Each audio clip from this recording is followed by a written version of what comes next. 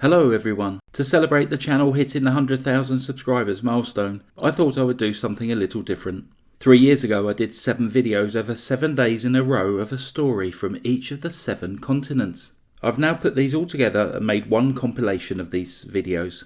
I've made a few changes so the stories should flow a little quicker. Remember, if you ever want to speed up one of my videos, you can always click on the speed button to say 1.25x. And if you want me to do chipmunk sounds, then put me onto double speed 2.0. The longer this video is played, the more it helps the channel. So now, please get yourself comfy and be prepared to listen to me for over an hour. Cheers. For today's true crime narration, we shall be visiting Antarctica, Earth's southernmost continent. Around 98% of Antarctica is covered in ice, with a population which fluctuates between around 1,000 to 4,500 people, depending upon the season. This population is made up of scientists, research and support staff from across the globe.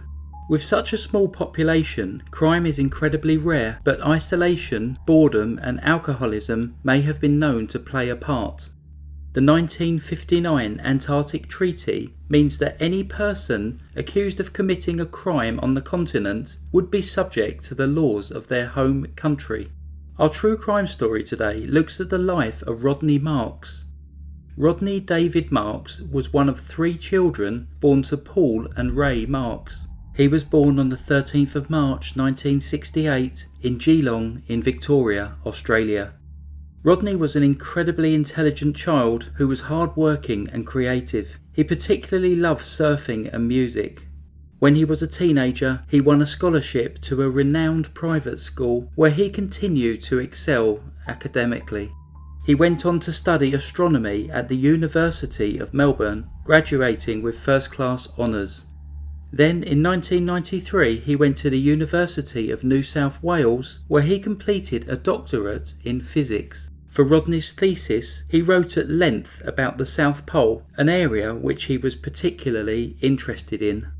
In 1997, Rodney was accepted for a position caring for an infrared telescope called Spirex at the South Pole. Due to the extremely bleak conditions and the level of isolation involved with this work, everyone selected had to go through extensive physical and psychological tests to ensure that they would be able to withstand the harsh, isolated winter. Once at the pole for the southern winter, around March to October each year, it is not possible to leave until the worst of the weather conditions subside. After completing the winter at the South Pole, Rodney was keen to return and was successful at securing a second position, this time working at the Amundsen Scott South Pole Station. This station is run by the National Science Foundation, a United States government agency. Rodney was scheduled to complete a year at the station from November 1999 to November 2000. He was an excellent scientist, holding a crucial position at the station. He was reportedly a well-liked, friendly man who enjoyed hanging out with his colleagues. Rodney played guitar in a heavy metal band that performed at the South Pole during the celebration of the new millennium, and over that winter period had dyed his hair purple. He enjoyed a drink and would drink to excess on occasion, something that was not uncommon with the employees at the station. He reportedly had a high tolerance and enjoyment of alcohol, but was not dependent on it. Through their mutual love of music, he became close with a woman by the name of Sonia Walter, who was a maintenance specialist at the station. They soon became romantically involved, and Sonia elected to stay for the winter season in order to continue their relationship. They seemed very happy together, and it was rumoured that they planned to marry when they returned home. As the winter began in early 2000, many of the staff went home, leaving a skeleton staff of 50 people to continue their work through the winter months. On 11th of May 2000, Rodney was walking between the research building and the main station when he started to feel unwell. He met Sonia for dinner, but complained that he felt very ill and his eyes were becoming itchy and irritated. Rodney decided to get some rest in the hope that he would feel better the following day. However, his symptoms continued to increase. He was feeling feverish, sick, and had stomach pains. After a restless night, he visited the station doctor early the next morning. The doctor believed that the symptoms were related to Rodney's alcohol consumption and was not unduly concerned. Rodney returned to rest in his room, but started to become increasingly breathless, so once again visited the doctor, Dr. Robert Thompson. He decided to take a blood sample. The doctor noticed that there were already 2 fresh needle marks in Rodney's arm, but did not investigate this any further. The machine that may have been able to analyse Rodney's blood to see what was going on had not been correctly maintained, and as such was not working. The doctor remained none the wiser as to what was happening. Rodney became increasingly agitated and was struggling to breathe. The doctor consulted medical experts via a satellite call, but they still couldn't figure out what was going on. Then Rodney's breathing started to become slightly easier, and he tried to sit himself up. As he did so, he stopped breathing, and despite extensive CPR attempts, he could not be resuscitated. He died at approximately 6:45 p.m. that day. He was just 32 years old. It was assumed that he had died from unknown natural causes. With no way in or out for the remainder of the winter, Rodney's body had to be stored at the research station. His loss was devastating to the 49 other members of staff who worked alongside him. Many of his friends were unhappy with this temporary resting place inside the station, so they worked hard to construct a casket so that he could be temporarily laid to rest under the stars that he had gone to Antarctica to study. Memorial services were held at the South Pole Station, in Torquay, Australia, and in Boston. It wasn't until almost 6 months later that Rodney's body could be moved. He was flown to Christchurch in New Zealand on 30th of October 2000, and an autopsy was performed. This revealed that there were no drugs in his system at the time of death, only a trace amount of alcohol, but a huge amount of methanol. The results shocked everyone.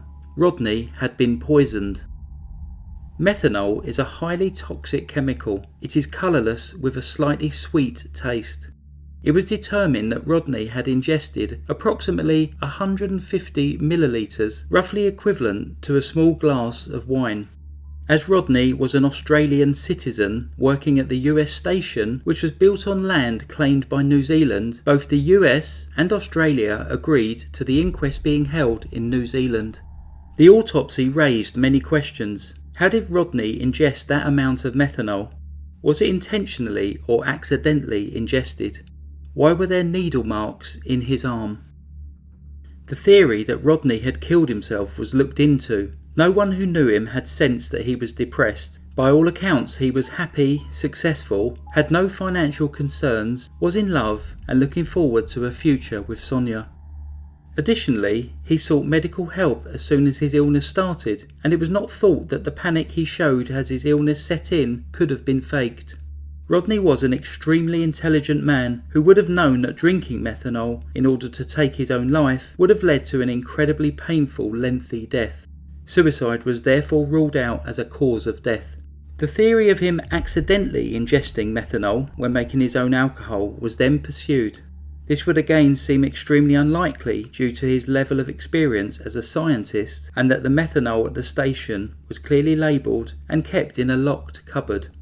There was also a ready supply of alcohol available at the station, so there was no need for Rodney to secretly make his own.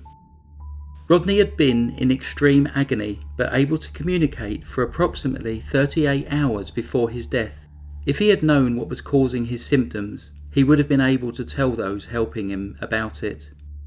Another possibility was that Rodney had been the victim of a prank which had gone wrong. Again, this theory was discounted because of the level of methanol consumed, making it extremely unlikely that this would have been used in a prank. It seemed that the most likely explanation was that Rodney had been murdered. With only 49 other people living at the station during those winter months, and no one else able to arrive at or leave the station, the list of potential suspects was already quite low. However, the investigation of a now 6-month-old murder case was problematic from the beginning. The official investigation was headed by Detective Senior Sergeant Grant Wormald at the New Zealand Police Department.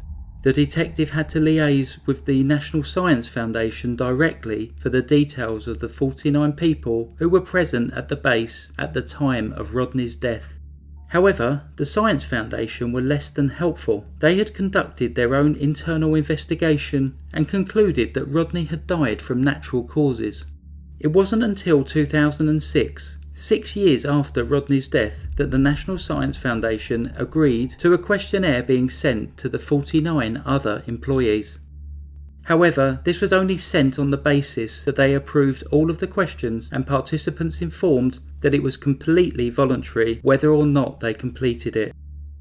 Only 13 people responded. Many people critical to the inquiry did not complete the questionnaire. Why they chose not to respond is unknown. Were people scared of losing their jobs? Rumours have been circulating about marijuana being grown in the air ducts at the plant and the use of hard drugs within the station. We do not know whether these rumours are true, but perhaps this level of drug and alcohol abuse at a prestigious US facility was the reason for the covering up the circumstances of Rodney's death. Questions were raised over the doctor's procedures when treating Rodney. His location has been unknown since 2006. The investigation stalled.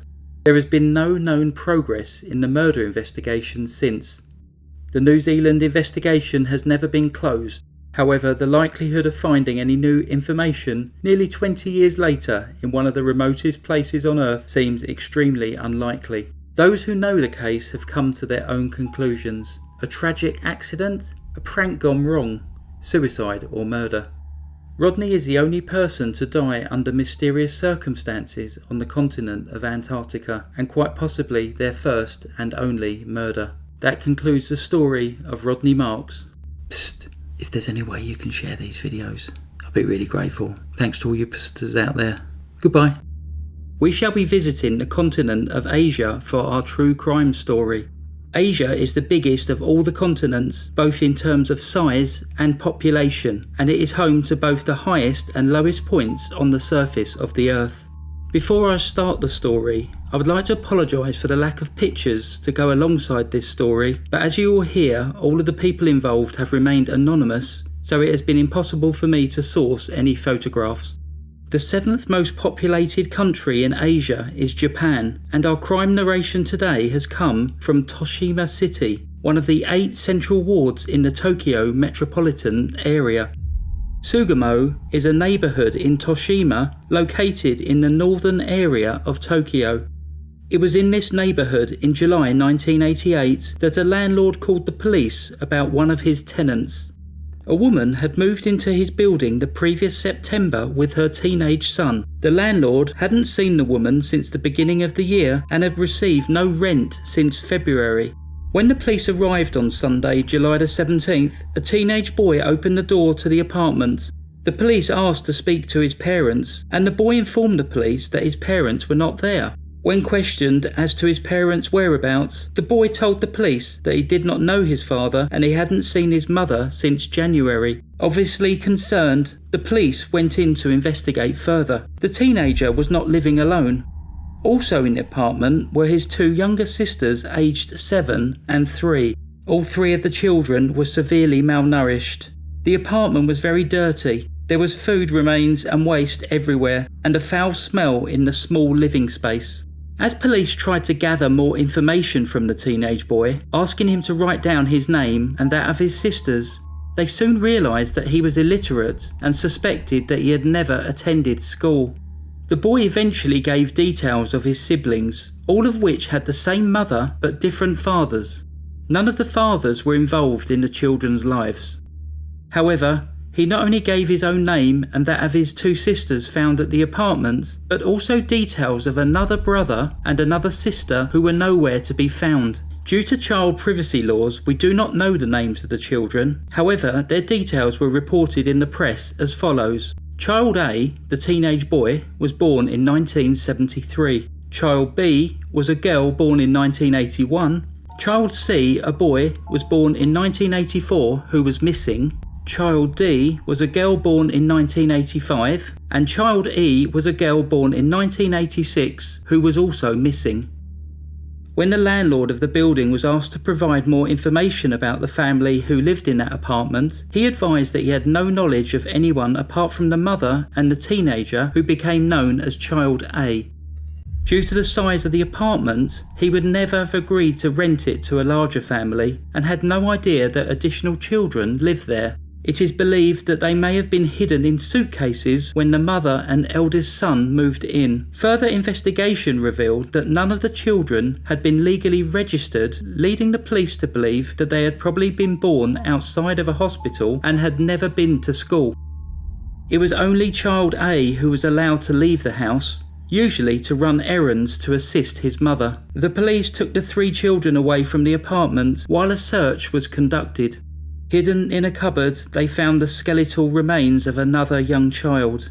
It was established that the child had been dead for some time and would have been around 2 years old at the time of their death. The child was subsequently identified as Child C, a boy who had been born in 1984 and who would have died around 1986.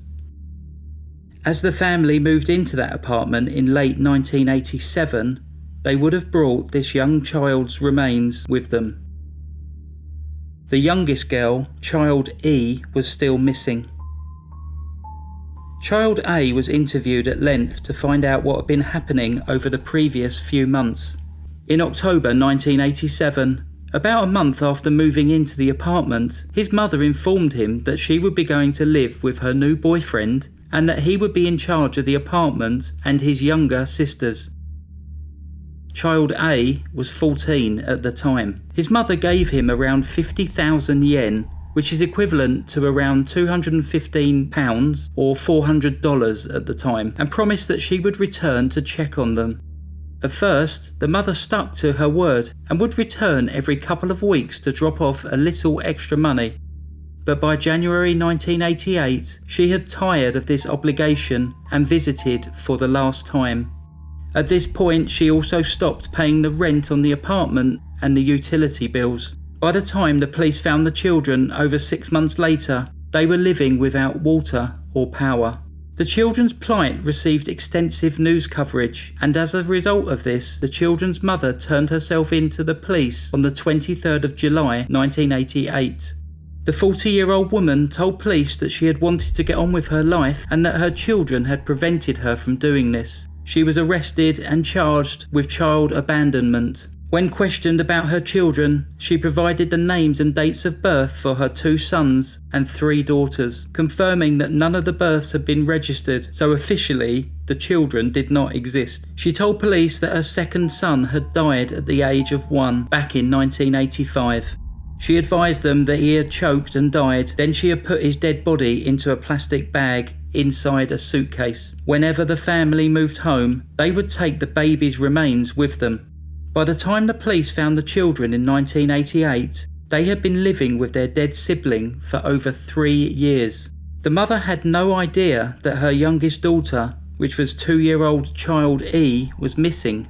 Child A eventually provided all of the details as to what had happened to his youngest sibling.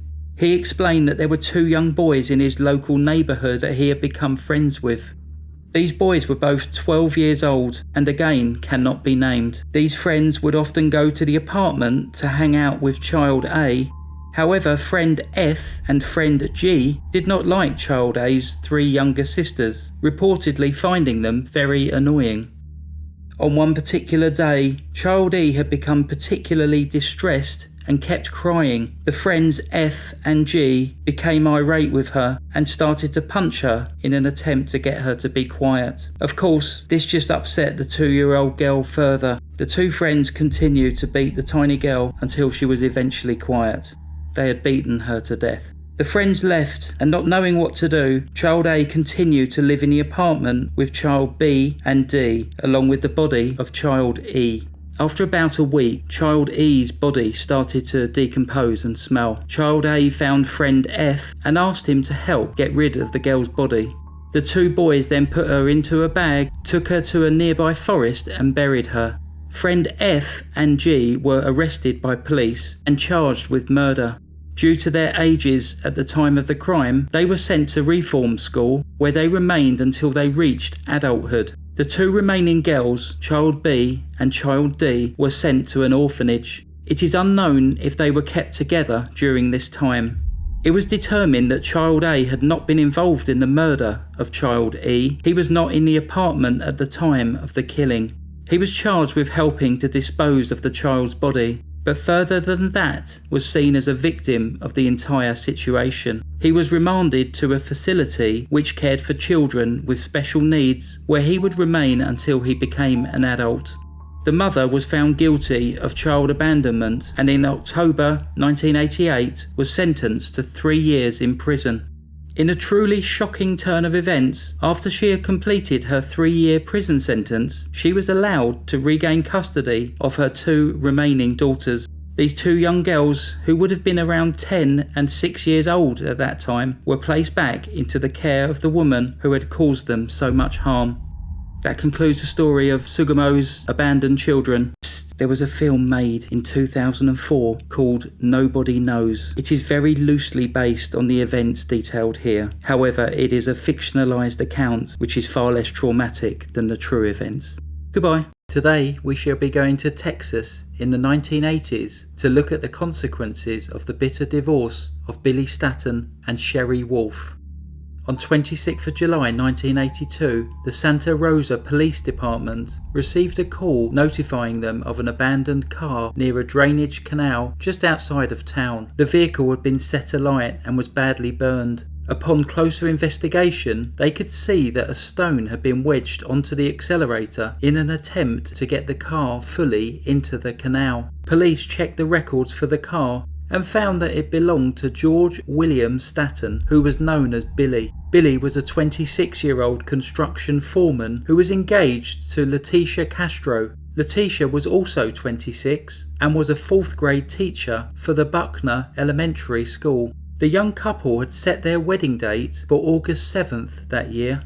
It would be Billy's 2nd wedding, having previously been married to 21-year-old Sherry, with whom he had a 3-year-old daughter. Billy's ex-wife Sherry had also remarried. Her new husband was a 21-year-old farmer by the name of Paul Wolf.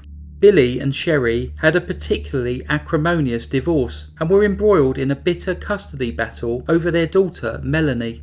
Sherry and Paul would make it extremely difficult for Billy and Letitia to see Melanie, claiming that the child would always become incredibly distressed at the thought of spending time with her biological father and soon-to-be stepmother.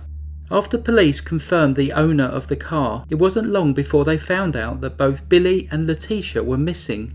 Letitia's brother confirmed that they hadn't been seen since 10 days earlier. He also told detectives that Billy and Letitia had left to go and collect Melanie from her mother and stepfather's house on Friday, July the 16th, 1982. Since then, no one had heard from them. He explained that Billy was caught up in a particularly ugly custody battle with his ex-wife and her new husband. Police detectives decided to visit Paul and Sherry. When the police arrived at the house, they found that the couple had moved out the day after Billy and Letitia's disappearance. Police tracked them down to the small city of La Feria nearby, and when questioned, both Paul and Sherry advised that Billy had not arrived to pick up his daughter on that Friday. A search of Paul and Sherry's former home was soon underway, and police found a damp area on the lounge carpet. Upon further investigation, a section of the floor under the carpet had been painted with thick yellow paint. When police analysed this, they could detect the presence of blood, but with the level of paint contamination, it was impossible to identify the blood type. Several small specks of blood were also found on the walls, which led police to believe there had been a violent struggle at the house. Further investigation at the property found some fresh soil in the garden. This disturbed area was compared to the size and shape of the rock weighing down the gas pedal in Billy's car, and it appeared to be a perfect match. With mounting evidence against them, Paul and Sherry changed their stories. They admitted that Billy had in fact arrived at their house on the evening of the 16th of July, but he had become angry and violent when he was told that Sherry and Melanie were not there. Paul then claimed that Billy had attacked him and he had grabbed an iron bar which was in his living room in order to defend himself. He struck Billy on the head and Billy then fell to the floor, at which point Letitia rushed in and started attacking Paul. Paul once again had to defend himself with the iron bar, striking her on the head as well. Paul then claimed to have panicked at what he had done and called his friend, 19-year-old Glenn Henderson, to help him dispose of the two bodies. Paul and Glenn put the bodies into Billy's car and then dumped them at two separate spots in the Rio Grande Valley drainage canal. They then drove to a different canal where they attempted to dispose of the car in the water. Despite them weighing down the accelerator, the car stopped precariously at the water's edge, and Paul had to return the following day to burn the vehicle and destroy any evidence. Paul then told the police where the bodies could be found. On the day before they were due to marry, Billy and Letitia's decomposing bodies were pulled from two different drainage canals. Both of their heads had been crushed from the force of the blows. There was, however, one major discrepancy in the story which Paul had told to the police. When Letitia's body was examined, it was noted that she had also been shot in the head. Paul offered no explanation as to how this could have happened and simply repeated his self-defense story. Paul was unaware of another very crucial piece of evidence that the police had uncovered. Due to the issues with access and custody, Billy had strapped a mini tape recorder onto his chest. His lawyer had advised him to do this so that he could get evidence of the difficulties he was having whenever he tried to see his daughter, Melanie. It would seem that Billy had inadvertently recorded his own murder. The cassette tape, which had been submerged in water for several weeks, was sent to the FBI for careful treatment to ensure the contents would be audible. About a week later, investigators were able to listen to the tape, which provided an entirely different version of the events of the night of 16th of July 1982. It proved that Billy had been calm when he arrived at the house and had not attacked Paul. Sherry could also be heard at the house, proving that Paul and Sherry had lied to police about her not being present when Billy arrived. Melanie could also be heard on the tape. She was crying and could be heard saying that she did not want to leave with her dad to go on a boating trip and picnic. Eventually, the child agreed to go. Straight after, two loud thuds could be heard on the tape, followed by a groan and then three more loud thuds. Melanie was hysterically screaming and crying. Paul could then be heard saying, get him, hurry up." 19-year-old Glenn Henderson was also audible on the tape. Glenn had actually arrived at the house around 6 p.m. and had been hiding in one of the back rooms. Sherry could also be heard saying, "Get him up, get him out of here, the front door," and hit him again. 5 more thuds followed. At this point it is believed that Paul went out of the house to see if Letitia had been waiting for Billy in the car. Glenn left the house a couple of minutes after Paul, and when he got outside he could see Paul strangling Letitia. Paul called for Glenn to grab a hammer, which he had previously hidden in a bush in anticipation of this attack, and got Glenn to strike Letitia multiple times. Glenn then shot her. The tape continued with the noise of Billy being dragged into the boot of his car, and then the car could be heard driving away. A loud gurgling noise could be heard on the tape, which a pathologist subsequently identified as being blood in Billy's lungs. On the basis of this new recorded evidence, Paul, Sherry and Glenn were arrested. In return for his testimony against Paul and Sherry, Glenn's charges for Billy's murder were dropped.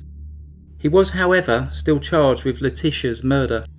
Glenn's trial was first. He testified that Paul and Sherry had planned every detail of the 2 murders, but admitted that he had struck Letitia on the head with a hammer multiple times and had then shot her. On 3rd of August 1982, he was found guilty of Letitia's murder and sentenced to life in prison. In April 1983, Paul went on trial for the murder of Letitia. Glenn was a witness for the prosecution and again detailed how the attack had been planned in advance by Paul and Sherry. He said that Paul had repeatedly asked him for help to carry out this plan, and after initially thinking Paul was joking, he had eventually agreed. Faced with the huge amount of evidence against him, Paul could no longer stick to his self-defense argument, so pleaded not guilty by reason of insanity.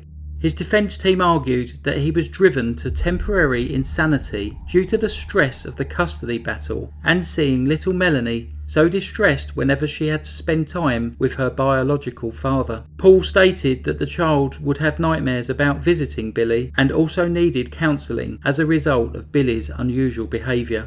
This temporary insanity defence was soon refuted by many expert witnesses. Paul tried to act in a confused manner during the trial, something that the judge was clearly unimpressed with. The district attorney, Ray Cantu, played the recording found on Billy at Paul's trial.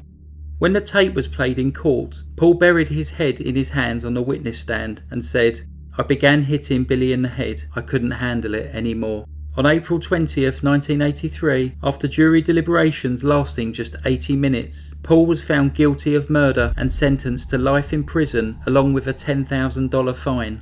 The following month he pleaded guilty to Billy's murder and received a second life term, which would run concurrently. 2 months later, on 29th of July 1983, Sherry was also found guilty of murdering Billy, although the charges relating to Letitia's murder were dropped due to lack of evidence.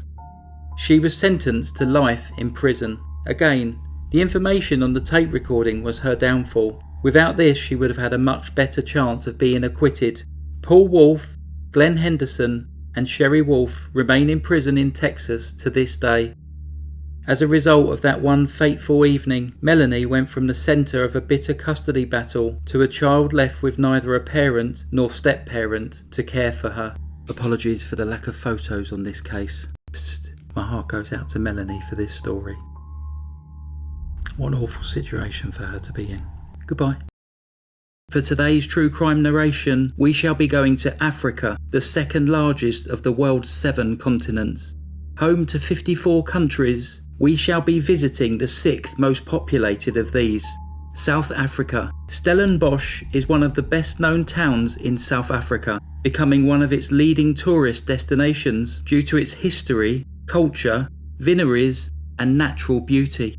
However, in May 2007, it was the scene of a brutal crime, the perpetrator of which was not brought to justice for over a decade. 31-year-old Felicity Cilliers was a seasonal farm worker at Longlands Farm in Stellenbosch. She had 3 young sons aged 13, 9 and 14 months old. She was well known and well liked within her local community. She was softly spoken, friendly and kind. Felicity had 2 siblings, a sister, Daylene, and a brother, Denzel. On 26th of May 2007, a local person was having a 21st birthday party.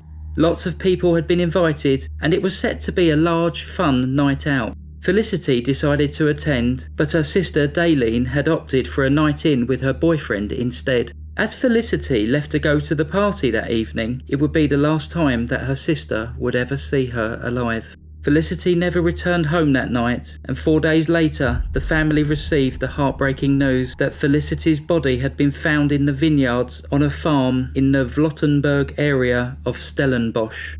Felicity had suffered an extremely violent death.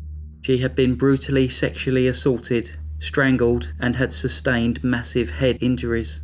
A police investigation followed. 2 men were arrested but released after it was found that they were not a DNA match. Eventually, all leads dried up, and within months the case had gone cold. Felicity's death, along with the additional trauma of knowing that someone had got away with her murder, took a tremendous toll on her family. Within months of her murder, Felicity's previously healthy 14-month-old son died from complications related to gastroenteritis. Felicity's family believed that he had died from the grief of losing his mother. Felicity's father's health deteriorated over the years as he struggled to come to terms with losing his beloved daughter and the violent nature of her death. Her 2 older sons, just 13 and 9 at the time of her murder, started to struggle in school and eventually dropped out completely. Finding it impossible to deal with the events of their mother's death, they never really spoke about their feelings. Over time, they have both become addicted to drugs. It wasn't until many years later, in 2018, that the family were finally able to achieve some closure.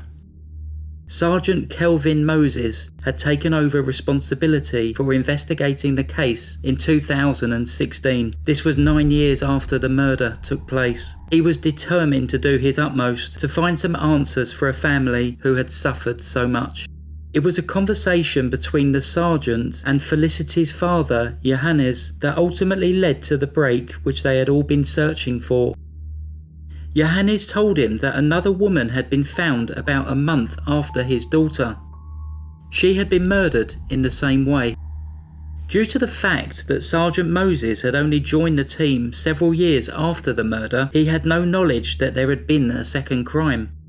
He asked Johannes if anyone had been charged with that murder, and he replied that a local man, Andrew Jordan, had been imprisoned for the crime. In 2007, Andrew had been living in the same area as Felicity and was friends with both Felicity's sister, Daylene, and Daylene's boyfriend.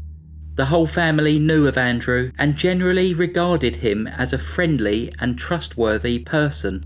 Andrew was arrested in late 2007, shortly after the second murder took place. The family was shocked at his arrest. Andrew pleaded guilty to the murder charge and was sentenced to 10 years in prison.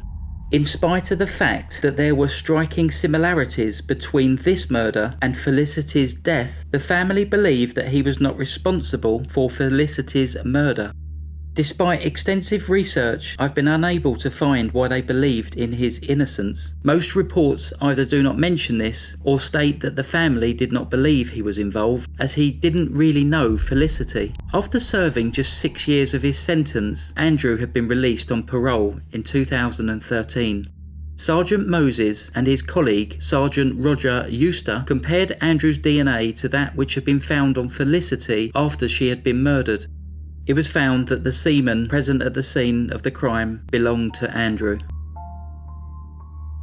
In July 2018, the sergeants tracked down Andrew, who was now living in Zoar near Ladysmith. When interviewed, he was asked if he had ever had sex with Felicity. He stated that he had not. With the DNA evidence proving that Andrew was lying, Sergeant Moses had sufficient grounds to make an arrest. The case went to trial in the spring of 2019. Andrew pleaded not guilty. Simply the presence of his DNA would not automatically prove his guilt. It was still necessary to prove this beyond a reasonable doubt. When Andrew was confronted with the DNA evidence by the prosecution team, he changed his story and said that he had had consensual sex with Felicity. This version of events was not believed by the court, particularly due to the level of violence Felicity had experienced during the sexual assault. Prosecutors suggested that Andrew had managed to lure Felicity away from the party to a secluded area of the farm, showing that there had been a level of pre-planning involved. He then sexually assaulted her, strangled her, and beat her around the head with a rock.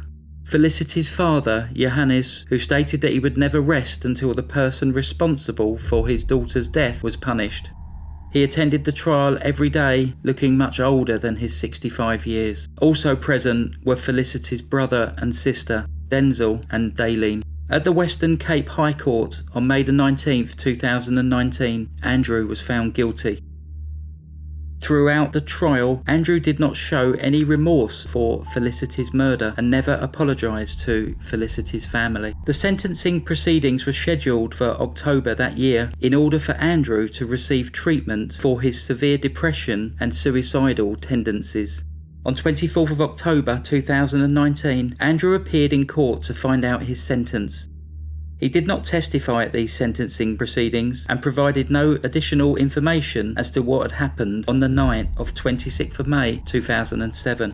His defence team requested that the court took into account the fact that Andrew had been both neglected and abused as a child, stating that he was an example of the problem when the cycle of child abuse was not addressed and the victims grew into adults. The court was also advised that Andrew was still suffering from severe depression and had attempted suicide twice in recent times. His legal team argued that Andrew was under the influence of alcohol when the crime was committed, and it was this that had driven him to such violence. They also pointed out that he had not been involved in any further crimes since his release on parole in 2013. Noting that Andrew had a propensity for violence against women and had shown no remorse for his crime, Judge Lister Nuku sentenced 35-year-old Andrew to life in prison for Felicity's murder, plus an additional 10 years for the sexual assault. After the sentencing was completed, an extremely relieved Johannes, flanked by his remaining daughter and son, were photographed outside the court. They said that they were happy with the sentence and relieved that their ordeal was finally over. They would now try to move on and remember Felicity for the soft and kind person that she was. For the Cilliers family, it has been an extremely long and emotional journey, lasting over 11 years before Felicity's killer was finally brought to justice. The family believe that their healing can now begin. That concludes the story of Felicity Cilliers. Thanks very much for listening to The Crime Reel. Just wanted to say thanks to Sergeant Kelvin Moses and his team for solving this case eventually. Great job. Rest in peace, Felicity. Goodbye. For today's true crime narration, we shall be visiting South America, a continent made up of 12 countries stretching over 4,700 miles from north to south, ending at Ushuaia in Argentina, the southernmost city in the world. Argentina has a population of around 45 million people, and today we shall be looking more closely at the life of one of these.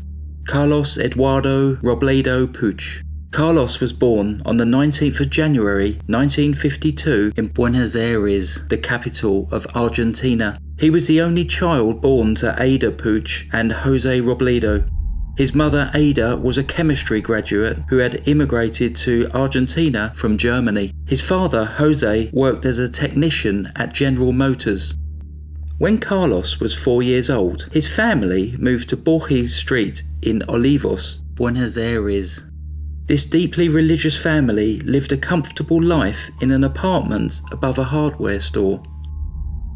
Carlos was reportedly a shy child who came from a good family. He was well looked after and lived in a safe and loving environment. He was an intelligent boy who was a confident pianist and had a flair for languages, becoming fluent in Spanish, German, and English. Carlos, however, had a problem with authority. He did not like to follow anyone's rules and would often test the authority figures in his life. He grew into a handsome young man with boyish good looks. By 1968, Carlos was living in Tigre, Villa Adelina. At the age of 16, he met Jorge Ibanez. The young men formed a strong friendship and bonded over their mutual dislike of authority. In 1970, they committed their first crime, robbing a jewellery store. It wasn't until almost a year later that their crimes would take a much darker turn. On the 15th of March 1971, Carlos and Jorge needed money. They decided to rob a bar in Olivos, Buenos Aires. The two men forced a window and entered the building whilst the security guard and manager slept inside. They stole around 350,000 pesos, but rather than making a quick getaway, Carlos fired several shots at the two sleeping men. Pedro Mastronardi and Manuel Godoy died instantly. When later asked as to why he had shot the two men, he simply replied, "What did he want me to do? Wake them up?" Just 2 months later, on 9th of May 1971, Carlos and Jorge decided to rob a car parts store in Vicente Lopez. As they searched the premises looking for cash and anything of value, they came across the owners, a young couple with a newborn baby.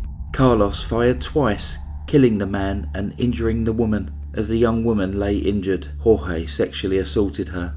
As they were making their way out, Carlos stopped and turned back. The baby was lying in his cot, crying. Carlos took aim and fired directly at the cot before leaving the building. Thankfully, he missed the baby boy who survived his ordeal. Carlos and Jorge stole approximately 400,000 pesos. 15 days later, on the 24th of May 1971, the pair robbed a supermarket in Olivos, shooting and killing the security guard. They got away with around 5 million pesos and were apparently so excited by this amount of money that they toasted each other with stolen whiskey over the dead body of the man who they had just shot. Following this, on 13th of June 1971, Carlos and Jorge abducted and sexually assaulted a 16-year-old girl. They then let the girl go before Carlos shot her 5 times in the back. She died instantly. 11 days after this attack, they repeated this crime in the exact same location, this time abducting, sexually assaulting and killing a 23-year-old woman. Again, this woman was shot in the back as she tried to get away. It is believed that Carlos had started to tire of his partner, Jorge, and cracks had formed in the pair's relationship. On 5th of August 1971, they were involved in a serious car accident. Carlos ran away without injury, but Jorge died at the scene. Many believe that Carlos, who had been driving the car, had deliberately staged and caused the accident in order to get rid of his accomplice, Jorge. After an apparent short break from criminal activity, Carlos found a new partner in November 1971, 18-year-old Hector Somoza. Within the space of a week, Carlos and Hector robbed a supermarket in Boulogne at gunpoint, then broke into 2 separate car dealerships, stealing over 1 million pesos. On both occasions, they brutally murdered the security guards who were present. After a couple of months, where no known robberies or murders took place, on 3rd of February 1972, Carlos and Hector broke into a hardware store. The security guard, Manuel Acevedo, who was 58 years old, was shot and killed. The pair attempted to open the safe with the keys they found on Manuel's body. It is unknown what happened between Carlos and Hector that night. Some believe that Carlos had tired of his second accomplice, while others believe that Hector startled Carlos. But whatever the reason, Carlos shot and killed Hector during the course of the robbery. In order to prevent the body being identified by the authorities, Carlos used a blowtorch, which the pair were using for breaking into the safe, to disfigure Hector. Carlos then fled the scene with the contents of the safe. However, what he had not realised was that Hector had some identification cards in his pocket, which the police used to identify both Hector's body and his accomplice. Carlos was arrested on 4th of February 1972, just 2 weeks after his 20th birthday.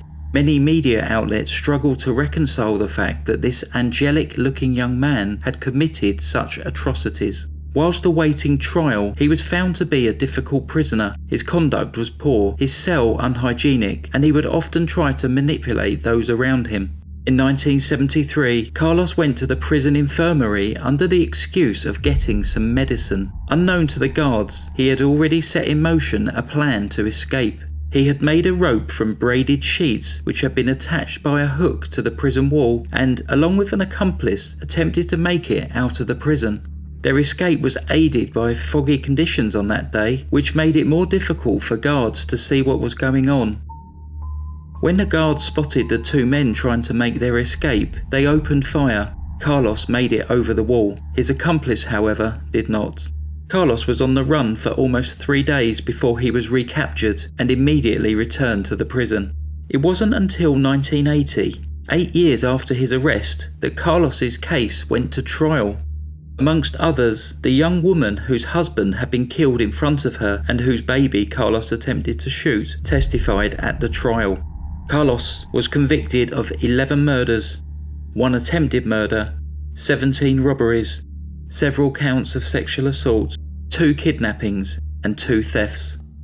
He was sentenced to life in prison and transferred to the high security jail of Sierra Chica near the city of Olivaria. Showing no remorse for his crimes, some of his last words to the court were, "Someday I'm going to get out and kill you all." Carlos was not eligible for parole until July 2000, by which time he was 48 years old. It wasn't until 8 years later, in May 2008, that Carlos made an application to be released. However, when his case was reviewed, along with up-to-date psychiatric and psychological profiles, it was determined that Carlos suffered from psychotic outbreaks and extreme aggressiveness. Parole was denied by the judge on the basis that Carlos was still a threat to society. Additional parole reviews occurred later in 2008 and 2009. Once again, parole was refused. In 2013, Carlos requested a review of his original sentence, or if that was not possible, he asked to be executed by lethal injection. Both of these requests were denied, the latter on the basis that the death penalty is not legal in Argentina. Carlos is still incarcerated in Argentina to this day, and it is believed that he is now in poor health. He has not received any visitors for many years, and it is reported that his only recreational activity is to play chess with other inmates. He is Argentina's longest serving prisoner, having spent over 48 years in prison. His nickname in the press is El Ángel de la Muerte, or in English, Angel of Death. Thanks very much for listening to that story. I mentioned Ushuaia earlier, and on British television on the BBC channel, there has been Race Around the World. They're on their second series. It's a fascinating programme. If you haven't seen it, try and get hold of it. It really is interesting. Series 1 was to travel from Greenwich and they had to get to Singapore and they're not allowed to fly. Season 2 started in Mexico City and they had to get to Ushuaia, the southernmost city in the world. So, if you get a chance, race around the world. I can highly recommend it. Goodbye. For today's true crime narration, we shall be visiting Australia, the smallest of the world's 7 continents. We are going to look at the story of Kim and Brian Corrigan. Kim Narelle Tabor was born on the 22nd of August 1964. She was one of 3 children born to Jim Tabor and Nolene Thistle, along with her brothers Rodney and Brian. The family lived in the Kiama area of New South Wales, approximately 75 miles south of Sydney. This coastal town is blessed with beautiful sandy beaches, a dramatic rocky coastline and small boat harbour, which has seen its popularity as a tourist destination rapidly increase over the past few decades. In the 1970s and 1980s, Kiama still had a small town feel and Kim was well known in the local area. She was popular, friendly and very well liked. She became a member of the Kiama Surf Lifesaving Club and had received a number of awards for her work. Kim was also a keen touch footballer and enjoyed playing baseball. In approximately 1982, when she was around 18 years old, she met a man by the name of Brian Francis Corrigan. Brian was 5 years older than her, with a young son from a previous marriage. Kim and Brian went on to marry about 6 years later in 1988. Kim became an accountant at KPMG at Wollongong and Brian was an engineer who worked at Shoalhaven City Council. They lived in a small house in Minamura Street in Kiama. In early 1992, when Kim was 27 and Brian 33, they found that they were expecting their first child together. They started to make plans to sell their current home and were hoping to start construction of a new home on some land which they owned in nearby Gerringong. On Thursday, 23rd of July 1992, both Brian and Kim had been to work as usual. Brian returned home at around 4:30 p.m. and decided to go fishing at the nearby Bombo Beach. Kim, who was now around 7 months pregnant, decided to go shopping after work to buy some bits for their baby. When Brian returned home at 9:30 p.m. that evening, he walked into the kitchen and found Kim's body on the floor. It appeared that she had been beaten. Kim was still holding her handbag and was surrounded by the baby items which she had bought earlier that evening. Several items in the house had been disturbed. The police were called, and after preliminary investigations, it did not appear that anything had been taken during the disturbance. Police were initially working on the theory that Kim had arrived home at around 7 p.m. that evening. There were no signs of forced entry, so it was possible that there had been a knock at the front door, which Kim answered, and she was then ambushed by her killer. Neighbours were interviewed, but nothing unusual had been noted during the evening. One neighbour said that her dogs had started barking a lot at around 9:30 p.m, but she had not thought that that was anything unusual. The post-mortem revealed that Kim had actually been shot, not beaten. She had been shot twice in the head with a .22 caliber weapon. One shot was fired from a distance, the second at point-blank range. The police investigation was led by Detective Senior Sergeant Peter Wood of Warilla Police Department. The initial search of the surrounding area by homicide detectives and forensic experts did not result in any additional information or the discovery of the murder weapon. Brian had informed police about a young man who had been seen hanging around near their house prior to the murder. On 26th of July, a 24-year-old man was arrested and questioned by police. However, the following day, this man was released without charge, having been cleared of any involvement in the murder. By this point, police had ruled out robbery as a motive for the killing, and they were concentrating on numerous leads obtained from friends, relatives, and neighbours. Police started to become concerned for Brian's welfare after he disappeared for several hours, and when he reappeared, he was in a dishevelled state with wounds on his wrists, consistent with him having attempted to take his own life. Kim's funeral was held on the 28th of July 1992 at the Lakeside Crematorium with over 300 people present. An hour before the funeral, Brian took part in a police conference alongside Kim's mother, Nolene. He appealed to the public to come forward with any information that could assist the police in the investigation of his wife's murder. At the funeral itself, Brian became too distressed to speak, and Kim's father, Jim, gave an extremely emotional eulogy about his daughter, who had been taken from them in the most horrific of circumstances. The investigation continued, and 9 days later, on the 6th of August 1992, the police began questioning a 34-year-old man as a result of ballistic and forensic evidence which had been found.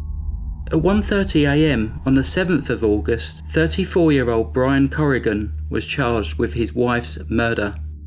The following day, Brian appeared in Wollongong Court, where he pleaded not guilty. He was refused bail by the magistrate, Mr. Keith Dale, despite having no previous convictions. The police prosecutor told the court that they had extremely strong forensic evidence implicating Brian. Police had located a rifle which had been cut into small pieces and hidden in various places throughout Kim and Brian's house. Some of the pieces were also in Brian's car. Brian claimed that he had cut up this weapon the day before his wife was murdered. However, ballistic tests confirmed that it was the murder weapon. Brian's barrister attempted to get the location of the trial moved away due to the publicity the case had received. This request was denied, as over 50 prosecution witnesses all lived within the local area. The trial eventually began in March 1993. Brian elected to be tried by judge alone. After initially denying any involvement in Kim's murder, Brian changed his story. He advised that ever since the day that Kim's pregnancy had been confirmed, he had been hearing voices in his head, and that he was convinced that Kim no longer loved him and was going to leave him and take the baby with her. These voices had been increasing in intensity, and he had started to drink heavily in an attempt to silence them. These voices were particularly traumatic for him, as he had also suffered from them during the breakdown of his first marriage. Brian stated that he had left work early on the 23rd of July and was planning to kill himself so that he could silence the voices once and for all. When Kim arrived home that evening, the voices tricked him into believing that she was actually his first wife, Caroline. Seeing the bags that Kim was carrying, the voices convinced him that Kim was in the process of leaving him. He told the court that he could not remember shooting his wife, but accepted that he must have done it. Throughout his testimony, Brian referred to himself in the third person and wept while providing details of that evening. He pleaded not guilty to murder, but guilty to manslaughter on the grounds of diminished responsibility. The prosecution, however, completely dismissed this version of events. They provided evidence that Brian was a childish, shallow man who could not deal with what he saw as the constraints of marriage and fatherhood. During the course of his relationship with Kim, he'd had multiple affairs and a string of one-night stands. Just 6 days before Kim's murder, he had spent the night with another woman, a fact that Kim was unaware of. In addition, he had told multiple younger women at his workplace that he was single and his marriage was already over. The prosecution produced evidence of a $350,000 Australian dollar insurance policy which would be payable to Brian in the event of Kim's death. The prosecution also argued that once ballistics proved that Brian was a killer, he resorted to concocting a psychiatric defence. However, as the murder had been planned and Brian had created a false alibi, this psychiatric defence was undermined. As the trial was nearing a close, events took a dramatic turn. On 9th of March 1993, Brian requested permission to give extra evidence. He then admitted to the court that he had been telling a series of outrageous lies throughout the trial. He said that he had actually shot his wife after telling her that he was no longer interested in being married to her. He then disrupted their house and invented the fishing alibi in order to deceive the authorities.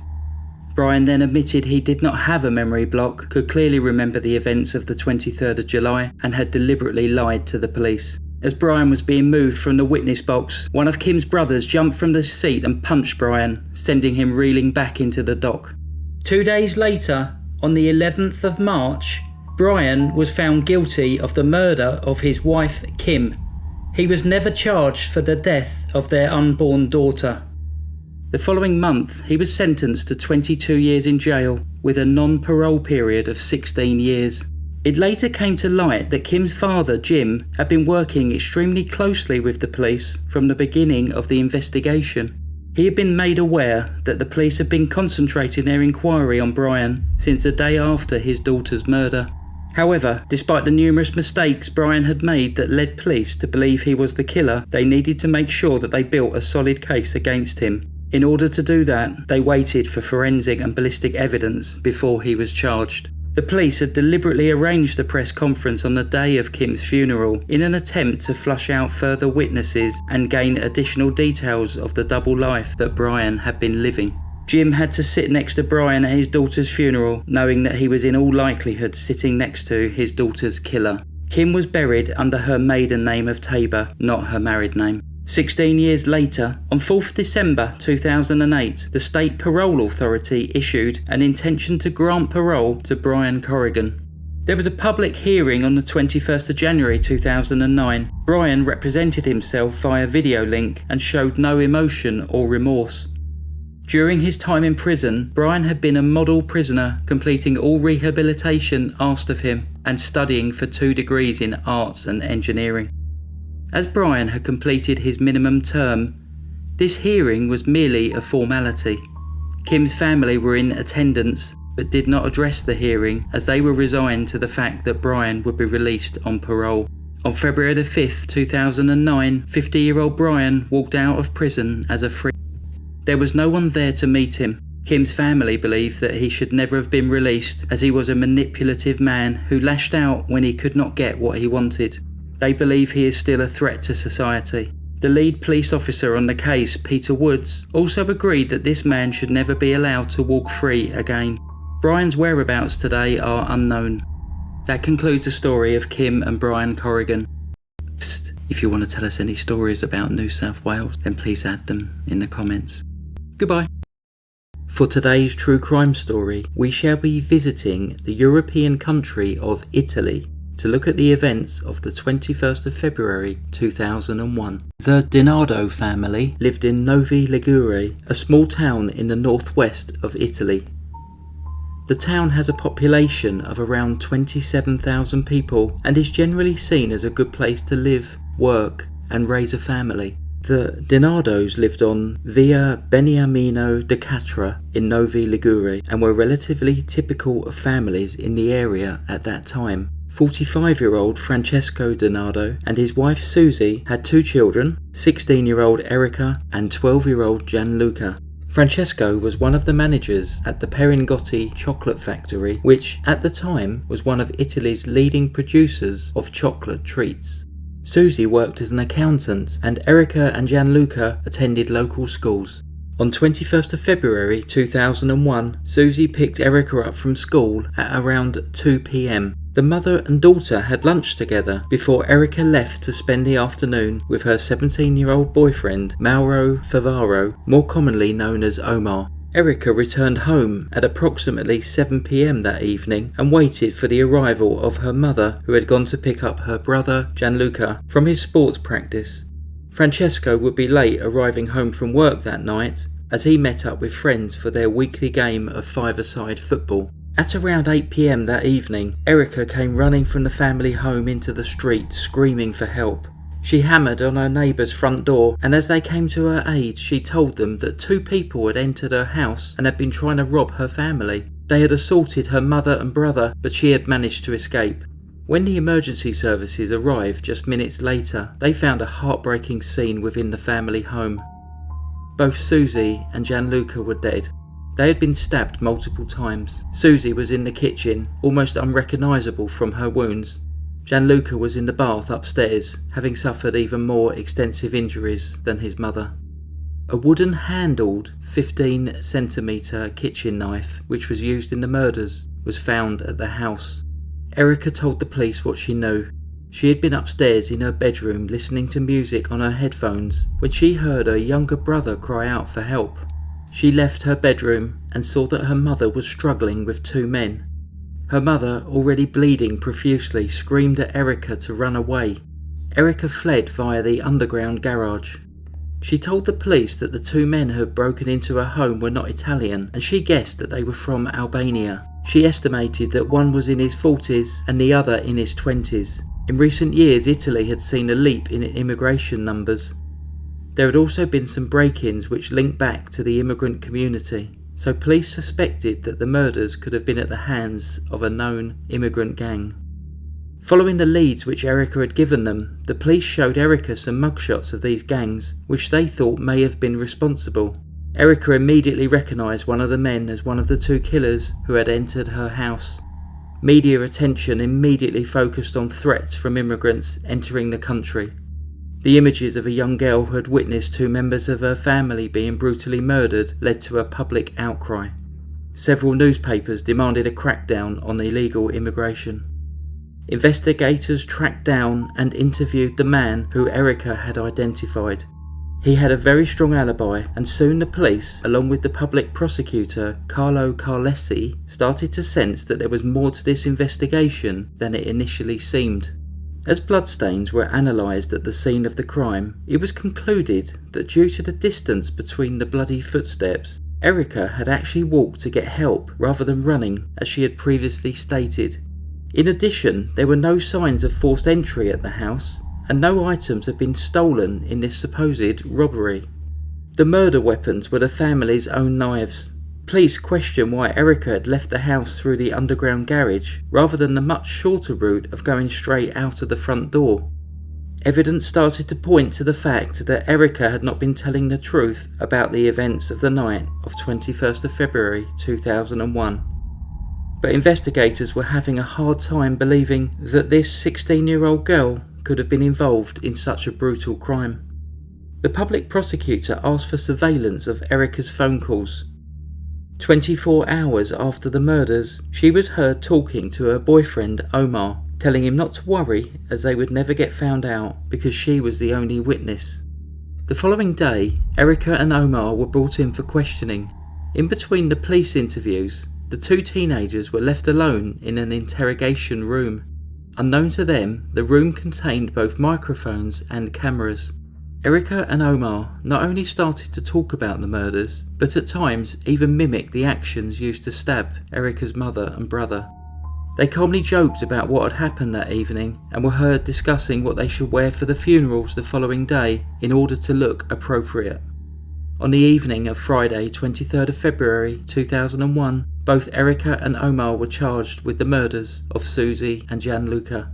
At this point they turned on each other, both claiming that they were innocent and the other person was responsible for the murders. Although initially there seemed to be no reasonable explanation or motive for the crime, police eventually established what had happened that evening. Both teenagers seemed to have comfortable middle-class upbringings. They were likeable, had plenty of friends, doing well at school and seemed well liked by their teachers. To everyone, they appeared to be normal, well-adjusted young adults. Erica was close to her brother and enjoyed spending time with him. Susie had some concerns about the intensity of her daughter's relationship with Omar, believing that this relationship was too intense, as the two had become virtually inseparable. However, these concerns were not strong enough for Susie to intervene, and she believed that the initial intensity of a teenager's first love would soon start to calm down.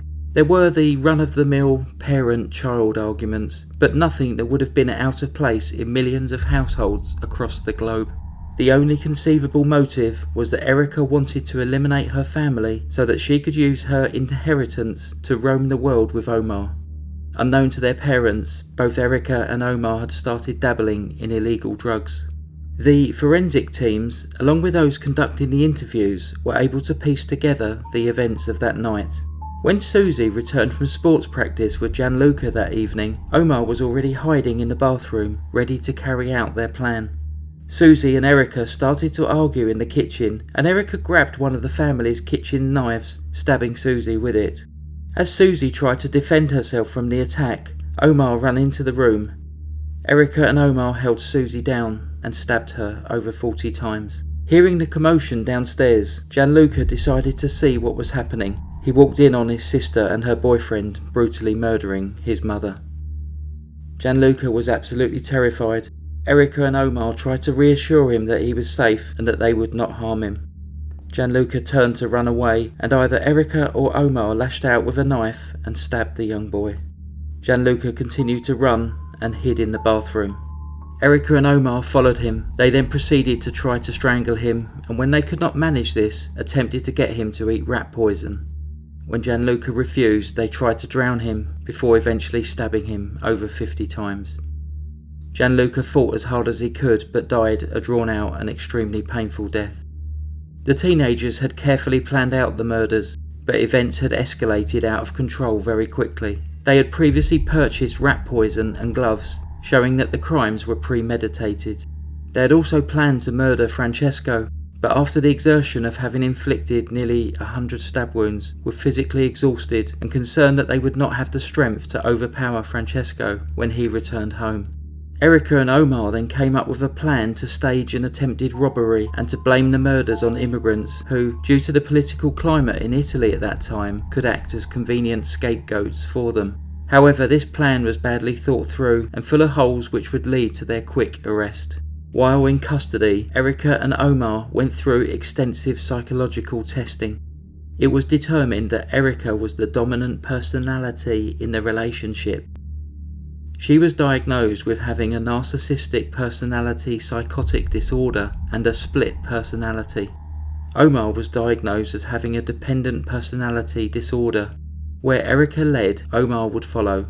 Erica persuaded Omar to take part in her plan in order to prove his love for her. Francesco, in the impossible position of mourning his wife and son who had died at the hands of his daughter, made the decision to stand by Erica.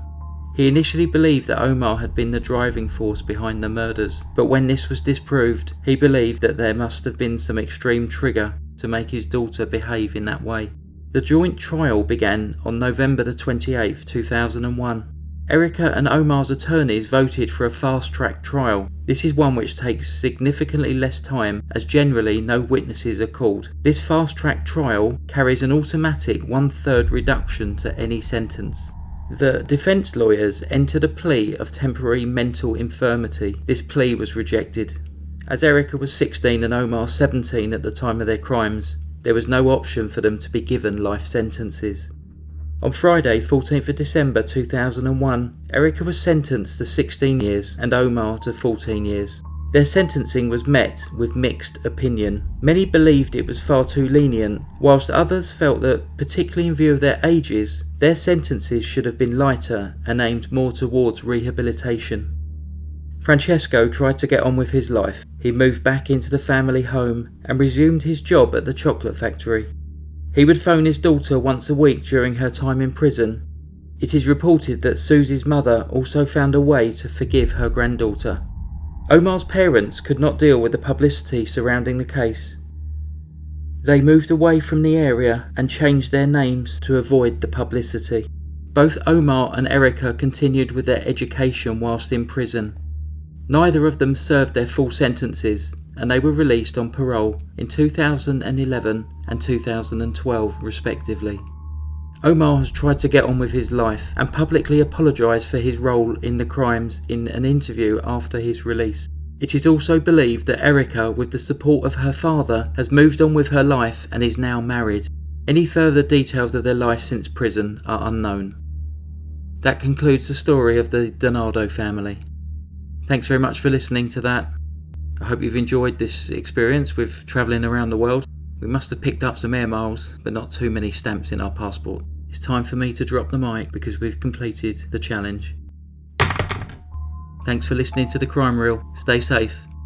Goodbye. Psst, I didn't actually drop the mic. Why would I risk breaking that? It was a broken mobile phone. Goodbye.